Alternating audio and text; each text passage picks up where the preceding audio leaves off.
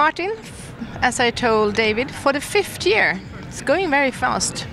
It is, and I think what has been interesting certainly is looking at how some of the trends have changed during that period, and not just become different, but just evolve in a way that I think if you've been, coming to events like this, which the trend briefing we do in Stockholm for 5 years, you begin to see the pattern of a trend. So in fact, the first time I came here, I spoke about austerity and new seriousness, which was looking at that pull away from bling and excess to something that was much more about being controlled and pared down. Then we did an issue and a whole piece looking at the potential of a recession. And again, this hadn't really been discussed. And then finally, we looked at what would happen if you had a recession. And then we said, what would happen to get out of the recession? So strangely, we seem to be 6 months to a year ahead of what's happening in the market. But I noticed that from the last year. Last year when we were talking, the seminar you had, it was exactly what's happened. So you were a year... last year I think we looked at the 5th scenario, and that slightly bleak view of not so much what happens when you have a recession, but how you deal with it. I think the problem we forget is that a lot of what happened wasn't predictable in this traditional sense of prediction. So economists didn't predict it, and in fact if you said to somebody your financial markets would collapse completely, everybody would laugh. And I think what it proved is that anything is possible, and I think our big kind of slogan for that period was think the unthinkable.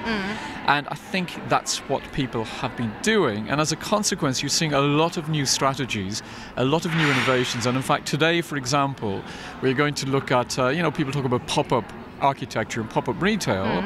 That's now become a standard with most stores who want to make money. Rather than go, let's open another store and put a lot of money into it, they're saying, you know what, let's just pop up a store here, empty space, leave it for a month, take it down, move it. So that's one thing. I think the second thing is we're seeing swap shops where, for example, you have a store in New York, or you have a lot of tiny stores, and you think, well, okay, we're based in Williamsburg. Let's move them to Soho in London. And let's take the stores from Soho in London and move them to New York.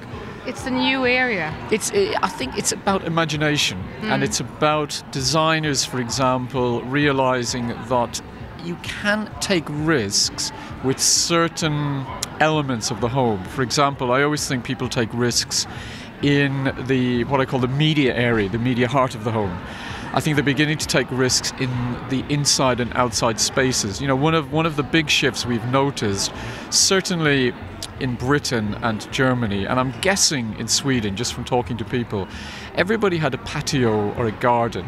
Now we grow vegetables in our gardens, we're keeping bees, but we've also started developing roof terraces.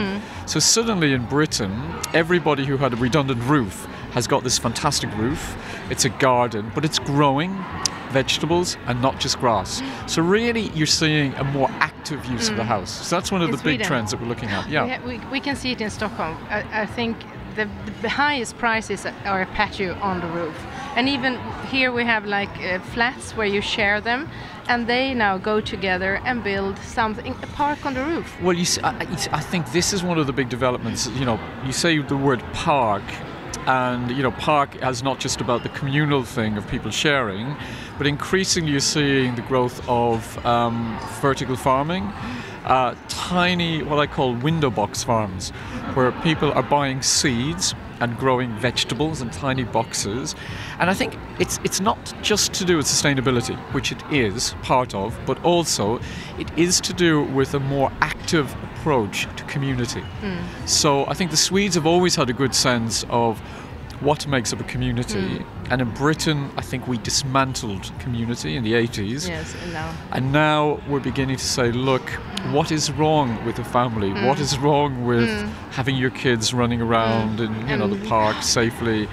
So there is a movement taking place pretty much across Europe. And one of the things we're looking at today is about Generation Jones, a group in their 40s who pretty much now control politics.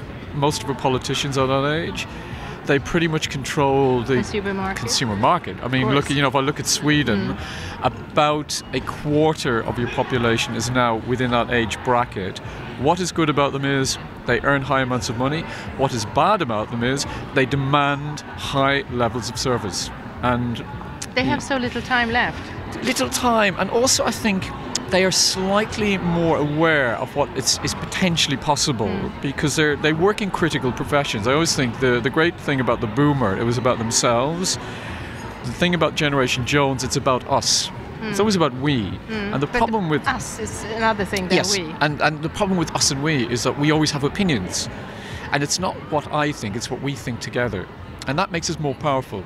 So as a group, potentially, they are more powerful and more problematic than boomers. And if you're in your 30s, you're Generation X, well, Generation X is still very much about local themselves.